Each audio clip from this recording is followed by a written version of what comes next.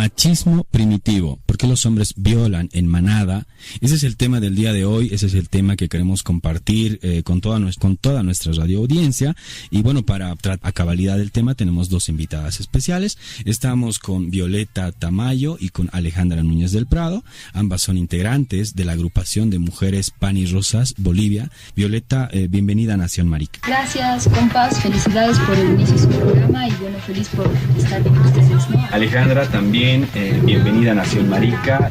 Buenas tardes, muchas gracias por la invitación y es un tema súper interesante de conversar ahora. Lo que queremos hacer en esta primera parte con este tema es precisamente analizar el caso de la denominada manada boliviana. Si nos pudieran contar un poquito a nosotras, a la radioaudiencia, a toda la gente que se conecta en Facebook. Este caso, como lo hemos visto, ¿no? en noticias, en redes sociales y todo, es un caso particular que ha causado mucha indignación, ¿no? Se trata, como deben conocer los radioescuchas, de 5 jóvenes que han violado a una compañera de 18 años de edad, ¿no? Habiéndola drogado, habiéndola trasladado a un motel, habiéndola dejado en un estado deplorable, ¿no? De salud, y un trabajador de motel tiene que trasladarla, ¿no? A un hospital para que reciba atención médica.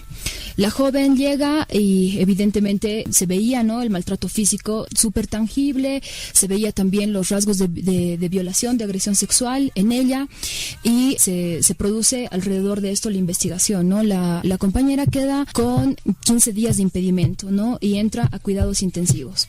Entonces estamos hablando de un caso más, ¿no? De brutalidad, de violencia machista, con niveles altísimos de agresión, que no se halla aislado, ¿no? De un contexto de agresión constante que viven no solo las mujeres en Bolivia, sino alrededor del mundo. Lo siguiente que ocurre es, como en todos los casos que atraviesan la violencia patriarcal, es que se enfrenta, ¿no? Con hechos de revictimización, hechos de impunidad que van sucediendo a lo largo de la investigación. Desde declaraciones de los propios familiares de estos 5 jóvenes hasta irregularidades en la investigación que plagan este caso, que son gravísimas, ¿no? Por ejemplo, la retención del vehículo donde se la traslada a la joven, que no permite las investigaciones pertinentes en el momento pertinente, la falta de entrega de celulares de estos chicos, que se niegan, ¿no? A presentarlo como evidencia, y un montón de elementos, ¿no? Que realmente vician todo el proceso investigativo. A esto se suma las declaraciones de la madre de uno de ellos, que también lo discutiremos en profundidad más adelante, pero que son terribles, ¿no? El hecho de que la madre empieza a condenar a la víctima diciendo de que no ha sido una violación porque ha sido solo una penetración anal. Empiezan los ataques, no solo, si bien ha despertado mucha indignación social en contra de la violación en concreto, despierta también todo este espíritu y esta cloaca, ¿no? De revictimización y de acusar a las mujeres por sus formas de vestir, por juzgar más circunstancias secundarias por sobre el crimen y el hecho concreto que tiene que llevar a juzgar y a ejercer justicia a los victimarios, ¿no? El caso en este momento se encuentra plagado, como lo han denunciado muchos periodistas incluso, ¿no? O sea, creo que de los que más han hecho denuncia de esto, por ejemplo, ha sido Gigavisión, que ha estado constantemente sobre el caso, incluso abiertamente denunciando los vicios que ellos han encontrado, y otras instancias también, desde ONGs hasta activistas feministas que han hecho seguimiento, que han evidenciado, ¿no? O sea, que existen irregularidades profundas. Y si bien existe una detención preventiva para estas personas, para estos victimarios, no hay certeza, no hay absolutamente ninguna garantía de que el proceso esté libre de vicios y de que se llegue realmente a conseguir justicia para la víctima de esta brutal violación, ¿no? Esto está condicionado además y muy vinculado a hechos de este tipo que están latentes en la sociedad, ¿no? Lo conversábamos hace un momento con Alejandra, con los compañeros, las compañeras acá. No es una novedad las violaciones grupales en Bolivia, ¿no? Solamente durante el 2018 se han dado 12 casos de violaciones grupales que no han sido tan visibilizados como este caso, pero se circunscribe en un plano y en un contexto de constante violencia machista, de constante impunidad, de constantes agresiones que incluso han llevado a que el 2018 solo las violaciones registradas sean de alrededor de 2100 las denuncias de violación, ¿no? solamente en el 2018. Y bueno, eso se suman entendiendo, ¿no?, de que este es un eslabón más en la cadena de violencia machista que va desde golpes, violaciones, feminicidios, y que precisamente ante la falta de atención y ante la falta de justicia y ante la falta de entender a profundidad cuál es el problema real que están detrás de estos problemas, culminan en el feminicidio, ¿no? Y de hecho, la víctima de este caso podía haber sido perfectamente una víctima de feminicidio después del nivel de agresión brutal que ha sufrido de parte de esto que se ha denominado la manada boliviana, ¿no? Y bueno, para precisar un poquito, vamos a dar los nombres de estos sujetos acusados de violación. Son Alejandro Castro Pinto Virués, José Antonio Rosales Franco, Jorge Andrés Justiniano Parada, Carlos Alejandro Saavedra, y un menor de 14 años de edad que los medios no han reproducido el nombre. Ellos tienen detención preventiva. Y también lo que llama la atención de algún modo, Roberto, Violeta, Alejandra, es que estos sujetos acusados de violación fluctúan entre 14 y 20 años de edad, ¿no? Estamos hablando de gente, adolescentes y jóvenes que están ejerciendo violencia sexual, violencia física contra mujeres en una ciudad así que tiene evidentemente los mayores índices de violencia contra las mujeres, ¿no? Ahora, Alejandra, cuando hablamos de manada, cuando hablamos de este tipo de violaciones grupales, de ejercicio de violencia sexual, física contra el cuerpo, la individualidad de las mujeres bolivianas, ¿a qué nos referimos cuando hablamos de manada? ¿Tiene que ver mucho con el caso de la manada en España? ¿O de qué estamos hablando cuando hablamos de violación en manada? Bueno, cuando se habla aquí en Bolivia sobre la violación en manada, bueno, nos referimos a lo que Álvaro García Linera había referido, porque se ha referido a este grupo como la manada, pero en realidad nos remite al caso que ha ocurrido en España, ¿no? Que era un exmilitar y un servicio de la policía que han hecho una violación en manada, pero ellos se reivindicaban como la manada y agredían sexualmente, incluso tenían grupos y demás en redes. Y bueno, aquí se hace como hay una reproducción de esa lógica machista, patriarcal, aquí se los empieza a llamar la manada a este grupo de violadores. Va el nombre también a este instinto animal que es tan primitivo, ¿no? Y tan bestial de la forma en la que han actuado, y es la reproducción de esta lógica, como les decía, machista, patriarcal. Es completamente, no sé cómo llamarle, es súper bestial, y como decía el título de la entrevista, es un machismo primitivo, básico, total. Ahora, Alejandra, bueno, los medios de comunicación lo plantean esto como violación en manada, no se maneja el término de manada. Uh-huh. Entonces, quizá de repente, al menos yo lo leo así, de que esto tiene una reivindicación más política incluso, ¿no? Hay una reivindicación política por detrás de identificar este machismo primitivo y bestial, como tú ya has planteado, ¿no? Uh-huh. Y no violaciones grupales, como podría ser lo políticamente correcto, de cómo nombrar estas violaciones grupales. O sea, nombrarlos como manada o simplemente como violaciones grupales. Creo que ese nombre que se le ha dado es como para referirse solamente al caso específico, pero uh-huh, sí se debe referir como una violación grupal, ¿no? Porque es lo que se viene dando en realidad, y como decía la Viole, es solamente un eslabón más de toda la lógica de la violencia patriarcal que está viendo. Y como vemos este caso de la manada, que es una violación en grupo, uh-huh, es la que mediáticamente se ha visibilizado más, también porque obviamente hay distintos factores que intervienen en eso, pero han habido muchos más casos de violación en grupal aquí en Bolivia. Entonces yo creo que sí deberíamos llamarle una violación grupal, ¿no? Aunque es completamente, como decía, bestial la forma de sus actos, pero creo que sí debería llamarse como una violación grupal. Y al igual que el caso de España, que esta violación de la manada en España, porque estos sujetos tenían un grupo de WhatsApp que se llamaba La Manada, se reivindicaban como manada, ¿no? En el ejercicio así de su masculinidad animal, digamos, pero también organizaban sus violaciones en ese grupo de WhatsApp. Uh-huh. Y la característica que comparte este grupo de adolescentes y jóvenes que violan a su compañera, a su amiga, es que han organizado también esta violación, ¿no? O sea, la investigación que está en redes sociales, que está en YouTube, da cuenta que precisamente que se estaban drogando, ¿no?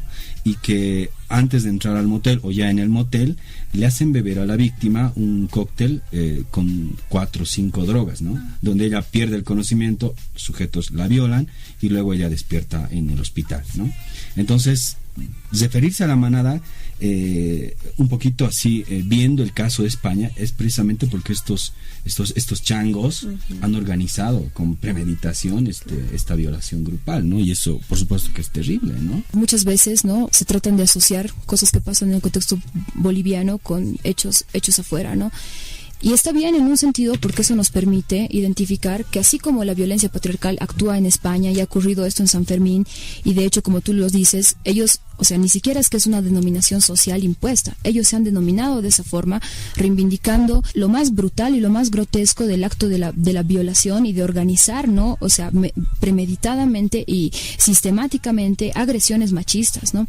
Entonces, en ese sentido, sí puede generar como cierta vinculación y asociación a lo que ha pasado en España, pero también creo que también es importante visibilizar qué son, ¿no? O sea, porque es la manada, pero es violación grupal, porque a veces cuando se omite decir que es violación grupal, puedes referirte a la manada como, no sé, como un término abstracto, pero no denominar realmente lo que es, ¿no? O sea, ha sido un acto de violación brutal, grupal, múltiple, y que está condecido además por agresión física, por una serie de hechos que realmente expresan, ¿no? O sea, la manera sistemática en la que actúa, ¿no?, tanto acá como en España, como en cualquier parte del mundo, y que, bueno, no son hechos desvinculados uno del otro, ¿no? Obviamente sí, o sea, denominarlos acá así ha logrado tener un reconocimiento, ¿no? En este momento es algo que se ha posicionado social, mediáticamente, pero no hay que perder de vista de que, o sea, la denominación es violación, ¿no? Es una violación grupal y es una agresión machista, ¿no? O sea, para mí sería incompleto solo decir, bueno, es una agresión de la manada, ¿no? Es una agresión machista, grupal, y una violación colectiva sucedida por violencia física, psicológica y sexual, ¿no? No es la agresión de la manada, porque parece minimizar, ¿no?, la violencia sexual. O sea, hay que señalar que es una violencia sexual. Ahora, Violeta, evidentemente este caso en Santa Cruz de la Sierra, en Bolivia y por supuesto en Latinoamérica, se ha posicionado mediáticamente, ¿no? Porque los medios le están dando cobertura, están haciendo seguimiento, y me parece muy bien, ¿no? Pero también leemos que hay una especie de situación de clase en el fondo, ¿no? Estos chicos, ¿no?, estos adolescentes y jóvenes que han cometido este acto de violación contra su amiga, vienen de clases o de familias acomodadas en Santa Cruz de la Sierra, ¿no? ¿Cómo podemos analizar eso respecto a casos de violaciones grupales que han sucedido en otros contextos, tal vez más marginales, que no se le da la cobertura necesaria y que no sabemos si están en juicio o siquiera han llegado a juicio, ¿no? Entonces, si hablamos un poquito de estos, Roberto lo planteaba como privilegios de clase, ¿no? Estos privilegios de clase con acceso a la justicia, muchas veces, lamentablemente, ¿no? Porque es gente que pone plata, digamos, ¿no?, para manipular la justicia. De hecho, sí está presente, ¿no? Y está presente como en todos los aspectos sociales, ¿no? O sea, quien tiene más posibilidades, más peso político, más posibilidades económicas para acceder a la justicia, logra, porque la justicia en el país, en muchos países del mundo, en todos en realidad, es justicia apellido mercantil, ¿no? O sea, no existe algo a lo que no puedas acceder si es que no tienes el dinero suficiente para pagarte un abogado, para visibilizar tu caso mediáticamente, o que seas un personaje social de peso para que te den bola a los medios de comunicación. Solo en 2018 se han registrado 12 casos de violación grupal, ¿no? En Bolivia. Y la mayoría de estos en Santa Cruz. Ninguno de estos ha sido visibilizado tanto como este. Y de hecho, acá recientemente hemos conocido de otro caso de una joven de 16 o 17 años que ha sido violada por sus compañeros también, ¿no? Compañeros, si llamarles compañeros, por esa brutalidad, ¿no?, que está asimilada a la agresión y a la violencia machista. ¿Por qué ese caso no ha sonado tanto mediáticamente, no? O sea, ¿por qué ese caso no se posiciona tanto mediáticamente? Con eso no queremos decir de que está mal de que se haya visibilizado un caso, ¿no? Y este caso en concreto, pero sí es una alerta, porque de hecho suceden cosas que cotidianamente la sociedad ignora porque no las incorpora como parte de su campo visible, ¿no? Y evidentemente, al ser personajes de capacidad adquisitiva económica y además de haberse generado polémica, porque se trata de personajes que ocupan un estatus concreto económico y político en Santa Cruz, el caso se hace más polémico, ¿no? Y sale a la luz. De hecho, es importante decir que, obviamente, si bien esto condiciona, por ejemplo, que la víctima tenga la capacidad de asumir un abogado y los familiares puedan cubrir un proceso, tampoco es que garantiza la justicia para la víctima, porque de hecho también se está enfrentando a un poder político concreto, que es que el hijo, ¿no?, de una funcionaria de un cargo alto de la municipalidad de Santa Cruz tiene influencias y ha tratado de meter miedo a los fiscales, los propios fiscales han denunciado esto, ¿no? Han salido a decir de que están siendo hostigados por familiares de Alejandro Castro, ¿no? Y además del resto de los integrantes de esto denominado manada, ¿no? Y que esto obviamente incide en el caso, ¿no? O sea, de hecho, todos los vicios que hemos mencionado no son hechos de manera gratuita o por descuido de los fiscales. Ahí interviene obviamente el poder de la manipulación económica, ¿no? Y eso lo sabemos sobradamente. Hace unos años, por ejemplo, no se recordará, ha costado mucho visibilizar un caso en concreto, por ejemplo, de una violación grupal que ha sido a una trabajadora sexual en Cochabamba, cuyo seudónimo es Minerva, ¿no? Y que ha salido públicamente. A muchas organizaciones feministas hemos intentado visibilizar y no se lograba posicionar tanto mediáticamente como esto, ¿no? Y es precisamente por lo que tú decías, porque importan más, ¿no? O sea, ciertos casos que tienen poder adquisitivo, peso económico, visibilidad política, a estos otros casos que además se trataba, por ejemplo, en el caso de la compañera en concreto, de la violación y la agresión de policías, ¿no? Dentro de una patrulla, que es típico de los policías, agredir a las trabajadoras sexuales y violarlas cuando les da la gana. Y bueno, o sea, no resuenan tanto como estos casos que realmente se posicionan por diferentes privilegios, ¿no? Y por supuesto, se media eso. Ahora, los privilegios de clase de estos chicos, de estos violadores, porque hay que llamarlos también por su nombre, están también mediando de por medio, ¿no? Los privilegios de clase, los privilegios también patriarcales, porque los privilegios del capitalismo y el patriarcado van casados de la mano, ¿no?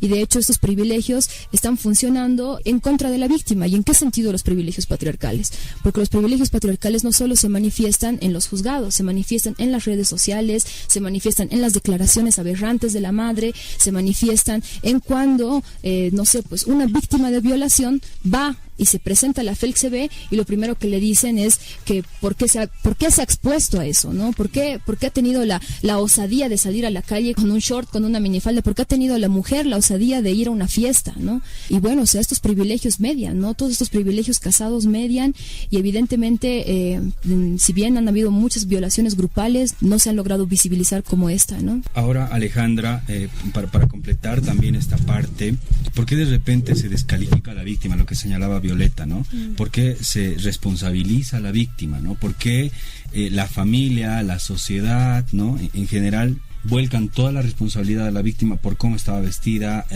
si es que ha ido por voluntad propia, ¿no? Entonces, como que se le empieza a descalificar. ¿Por qué sucede eso? ¿Qué está pasando o qué está detrás ahí? Es un problema social grande y es un problema sistémico, eso de revictimizar a la víctima, ¿no? Como hemos visto las declaraciones aberrantes de la madre, diciendo que si es violación anal, no cuenta como una violación. Entonces, hay una estructura que sustenta todas estas declaraciones porque se prefiere culpabilizar a la víctima o culpar a otras cosas como el alcohol, por ejemplo, que igual termina recayendo sobre la víctima, antes que tomar responsabilidades y renunciar a los privilegios que se tienen, ¿no? Entonces, yo creo que es por eso que, por ejemplo, estamos en contra de este punitivismo de Scratch y demás, porque si bien es un medio ya que se ha vuelto necesario por la cantidad de agresión machista que hay, después de Scratchar y ahondar esta lógica punitivista, ¿qué pasa? Sigue habiendo este sistema que va a sustentar la lógica machista y patriarcal que culpabiliza a la víctima, ¿no? Y que la revictimiza, y siempre la mujer, porque hay un privilegio de género, pues ya sabemos que siempre va a estar jerárquicamente arriba de las diferentes formas de la diversidad sexual, por ejemplo, y va a oprimir a no sé cómo explicar, a las otras. Entonces, la mujer en este caso va a quedar siendo la víctima porque hay esta lógica completamente machista, ¿no? Y patriarcal. Por eso es que hemos criticado lo del punitivismo, porque después de escrachar, ¿qué pasa? ¿Contra qué se lucha? Hay que luchar contra ese sistema patriarcal. Tal vez al identificar a los agresores, a los violadores, como bien lo decimos, pero también hay que identificar al monstruo principal, que es el sistema patriarcal y machista, como decimos, ¿no? No solamente se queda en el violador, ¿no? Claro, como vemos, les estábamos contando que con la Viol hemos puesto colgado la publicación en la página, el post de la invitación a la radio, y la respuesta, que bueno, la pregunta era machismo primitivo, sí, ¿por qué los hombres violan en manada? Que sería ¿por qué los hombres violan en grupo o porque hay violencia hechos por hombres, ¿no? Y las respuestas han sido porque son cobardes y sus víctimas gente poco precavida. Y otra respuesta dice: el patriarcado para las feministas es como el imperio para los masistas, como si se tratara de una cosa esotérica que nos inventamos. O sea, es algo completamente tangible y real que está pasando día a día. Estás escuchando Nación Marica y hoy en este primer programa estamos hablando de machismo primitivo. ¿Por qué los hombres violan en grupo, en todo caso, porque ya no en manada, como lo estamos hablando aquí? Y estamos conversando con Alejandra Núñez del Prado y Violeta Tamayo, quienes son integrantes del colectivo de Mujeres Panirrosas. Y a propósito de lo que tú nos comentabas, Alejandra, nosotros igual hemos hecho un sondeo, Edgar. Sí. Hemos salido a las calles y hemos preguntado ¿por qué creen que los hombres violan en grupo o violan en manada? Y escuchemos qué es lo que nos han respondido. Para Radio Líder 97.0 FM, ¿por qué cree usted que los hombres violan en manada? Quizás porque como son entre más hartos y tienen más poder sobre una chica, supongo, porque son más hartos y ya le agarran uno y de eso la chica ya no tiene cómo defenderse. Se puede decir mal por los padres, ¿no? Han abandonado a los hijos, han crecido ellos ya sea con tíos que no los han cuidado como padres y han visto, ¿no? Estaban viviendo en las calles y han visto cómo la gente mayor hace eso y supuestamente han sufrido un trauma psicológico, ¿no? En el cual han ido creciendo así, ¿no? Porque así amenazan a uno y le pueden agarrar a solas en cualquier lugar. Bueno, esa es mi forma de pensar. Bueno, yo opino que en principio tanto tiene la culpa, digamos, los amigos también como la chica, digamos, en mi caso, porque no se puede confiar en todo un grupo de chicos. ¿Por qué cree usted que los hombres violan? ¿Por qué los hombres violan en manada? Yo ya soy mayor. En mis tiempos no había esas cosas. Para mí, ¿qué es la televisión? ¿No? Porque se ve todo ahí, entonces, no sé, la juventud de ahora está muy... no tiene principios. Porque son cobardes, se sienten inseguros y son bastante inseguros para poder crear o formar una pareja binomia, para que, bueno, puedan convivir como Dios y la sociedad manda, ¿no? ¿Ha escuchado el caso de la violación en Santa Cruz de esta mujer? Sí, he escuchado con bastante pena que gente con bastante poder económico pues realice estas cosas, ¿no? Y sin ver las consecuencias posteriores hacia las personas afectadas. Realmente es algo lamentable. Bueno, yo pienso que hay un problema en el núcleo familiar. Ha habido una distorsión en la familia. Entonces algo está pasando con la sociedad. Y hay que reconstruir los valores. No puede decir, digamos, una respuesta concreta, pero yo creo que en manada una persona, bueno, no una persona, un conjunto de personas actúa más organizado. Entonces, por eso yo creo que se organizan para violar a una persona. Entonces, yo creo que, como dice, son personas enfermas o poco desarrolladas un poco mentalmente, ya que no piensan antes de actuar. Como le digo, oye, igual como dicen incluso mis amigas o madres, no hay que tener confianza ya en la camisa. ¿Por qué? Porque uno no está seguro con nadie.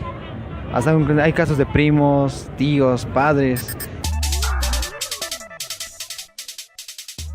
Edgar, hemos escuchado el sondeo que hemos realizado a la gente que estaba en inmediaciones de la ciudad de La Paz. Hemos hecho un pequeño sondeo preguntándoles a hombres especialmente. Les hemos preguntado por qué creen que los hombres violan en manada, pero en este caso ya hay que aclararlo, por qué los hombres violan en grupo, ¿no? Y lo que nos acaban de responder son varias respuestas. Evidentemente no es, digamos, una encuesta, no vamos a generalizar, pero sí nos da algunas pautas para poder opinar acerca de cómo está percibiendo la gente acerca de estas violaciones grupales. Violeta, ¿qué opinas acerca del sondeo que hemos escuchado? Me parece que va más o menos por la línea de la respuesta que hemos recibido en el post, ¿no? Así de porque los hombres son cobardes y porque las mujeres son poco precavidas, digamos, ¿no? O por ejemplo estas respuestas que siempre tienen como salidas individuales, ¿no? Es decir, porque la familia no los educa bien, o porque es la televisión, ¿no?, la que te condiciona. Es que es más fácil realmente ver, ¿no?, por particularidades así, que ver en conjunto el problema y la estructura de fondo que sostiene esto, ¿no? Es en muchos sentidos, ¿no?, la expresión de la naturalización de la cultura de la violación, como si fuera algo como un producto individual únicamente, ¿no? En ese sentido, o sea, un poco respondiendo a esto de por qué los hombres violan realmente, bueno, pues los hombres violan porque hay todo un sentido social de protección, pero no solo de protección de impunidad, sino también que alienta, pero ni siquiera que solo alienta, que avala las violaciones y que las legitima, ¿no? Que las alienta desde todas las instituciones sociales, desde las familias, que muchas veces en sus mismos núcleos protegen las violaciones y las guardan y las ocultan, desde los colegios, que enseñan la sumisión a las mujeres, desde los medios de comunicación también, que alimentan la cultura machista y naturalizan no solo la violación, sino también todas las formas de opresión patriarcal. Es decir, estamos realmente en un sistema que nos tiene condicionadas, ¿no?, y nos tiene bajo la lupa para educarnos en la sumisión. Y precisamente cuando hay respuestas que van contra ese disciplinamiento social es que surge esto, ¿no? O sea, lo que hablábamos hace un momento. ¿Por qué ha salido? ¿Por qué se ha atrevido a hacer eso, no? ¿Qué es lo que se manifiesta en esto, no? O sea, ¿por qué las mujeres son poco precavidas? O sea, ¿por qué las mujeres no se tapan un poco más? ¿O por qué no salen con mujeres sino con hombres, no? Como si tuviéramos, además, que entrar en esta lógica de que, bueno, o sea, tenemos que desconfiar, lo que decían también uno de los entrevistados, ¿no? O sea, ahora no se puede confiar y uno no debe confiar ni en su camisa, ¿no? Como si realmente tuviéramos que, las mujeres particularmente, además, ni siquiera es que se le impone esto a los varones, ¿no? Sí, o sea, los varones pueden confiar en su camisa, pero las mujeres no pueden confiar ni en la falda, ni en la camisa, ni en absolutamente nada, ¿no? O sea, ese es el mensaje que se da socialmente, porque es más fácil ver esto como un problema individual, o por lo que decía Alejandra, ¿no? Es más fácil decir, es problema del alcohol, es problema de la bebida, es un problema de la droga, es más fácil decir, es un problema de la crianza de estos chicos, porque no los han educado bien en su casa. Yo particularmente he tenido, por ejemplo, una discusión sobre eso con mi mamá, ¿no? Porque mi mamá me decía, es por cómo lo han criado sus madres, ¿no? Y así es resultado de su casa y de su hogar, porque ustedes y tú y tu hermano jamás harían cosas así, ¿no? Pero no se trata de eso, pues, se trata de que están avalados socialmente. O sea, si saben que van a violar con impunidad, si saben que tienen la cobertura económica de sus padres, si saben además que, no sé, pues están naturalizados y hasta además, hasta hace unos años y en este momento, estas huevadas, perdón, pero se consideran hasta hazañas para los hombres, ¿no? O sea, cumplir violaciones, o no sé, o sea, transgredir, ¿no?, la integridad de las mujeres, en muchos sentidos se consideran hazañas machistas, ¿no? Es todo un conjunto estructural, ¿no?, que si nosotros solo cuestionamos de manera aislada, de manera individual, nunca vamos a poder llegar a fondo, de verdad, a pensar no solo en por qué los hombres violan en manada, sino por qué los hombres violan. Y ni siquiera solo por qué los hombres violan, por qué matan, por qué golpean, por qué se sienten en el privilegio de pegarnos y llevarnos hasta la muerte. La pregunta en realidad no es por qué violan en manada, pienso, es por qué se ejerce violencia machista cotidiana, absolutamente naturalizada hacia nosotras, ¿no? Hacia nosotras y hacia nosotros también, los sectores oprimidos, y hacia nosotros todos los sectores de la diversidad que somos víctimas de la violencia patriarcal. Porque además hay un factor ahí. No es que solo los hombres son, los que ejecutan la violencia patriarcal. De hecho, en la entrevista es interesante escuchar, por ejemplo, una de las chicas que dice precisamente, y es una chica, ¿no?, la que responde y dice algo así como también culpabilizando a la víctima, ¿no? No me acuerdo exactamente en qué palabras lo plantea. Bueno, es eso, es muestra de que en realidad tanto la madre, que es una mujer y que obviamente por tener ovarios no va a ser antipatriarcal ni menos machista, como la chica que habló hace rato expresa mucho el sentido social, porque cuando la madre abre la boca, no habla solo de su concepción como madre y protectora de hijo, habla de toda una concepción social. Es decir, cuando la madre habla de la boca, se abre la cloaca. Y de hecho, no sé si se dan cuenta, o sea, hay una página en el Facebook Facebook. Yo le pido a todos los que nos están escuchando que la denuncien, que insulten en esa página. Esta página se llama Los Imputados Inocentes, semejante descaro además.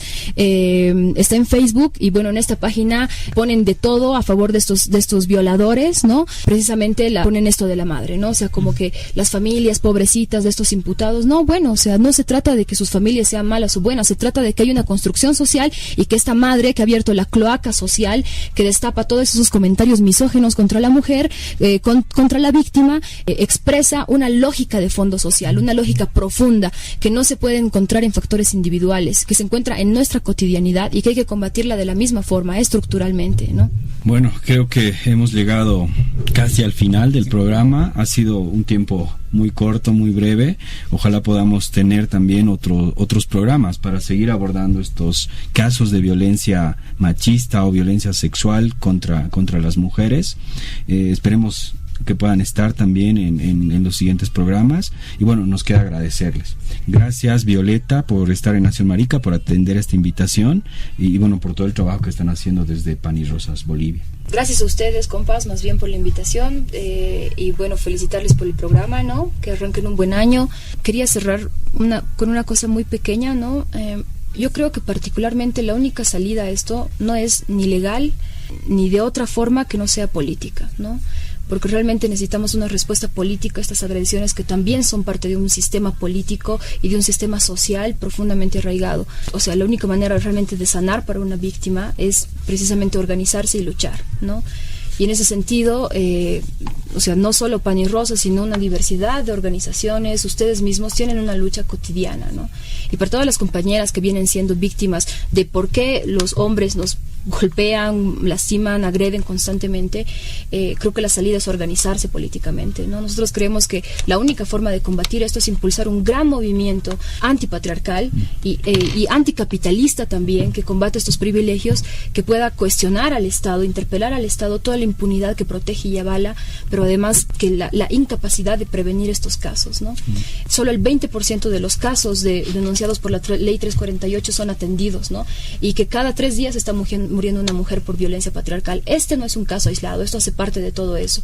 Y bueno, en esa medida también se está organizando la movilización del 8 de marzo, que es el Día Internacional de la Mujer Trabajadora, que es una fecha que no está aislada de todos estos problemas complejos y que también vamos a ser parte nuestra de la denuncia frente a las instituciones como el Ministerio de Justicia, frente a la Fiscalía, el hecho de que este caso también está marcado de vicios, de impunidad y de revictimización, ¿no? Entonces, en ese sentido, invitamos a todas las compañeras que nos están escuchando a participar de la movilización del 8 de marzo. Ya la vamos a hacer pública también la convocatoria y obviamente a ustedes también para que estén presentes y que puedan participar de la movilización, que puedan también tomar la palabra en el acto de cierre, que nos parece importante que todos los sectores que de verdad estamos en lucha contra esta violencia capitalista y patriarcal, de verdad tomemos más la tarea de combatirla estructuralmente, ¿no? Bueno, también vamos a hacer un programa rumbo al 8 de marzo. También tenemos que darle las gracias, por supuesto, a Alejandra Núñez del Prado, también integrante de Pan y Rosas Bolivia. Alejandra, gracias por atender la invitación de Nación Marica y por tratar y hablar de estos temas que son tan urgentes. Gracias a ustedes por la invitación y es un programa genial y esperamos encontrarnos más. Estoy desesperada.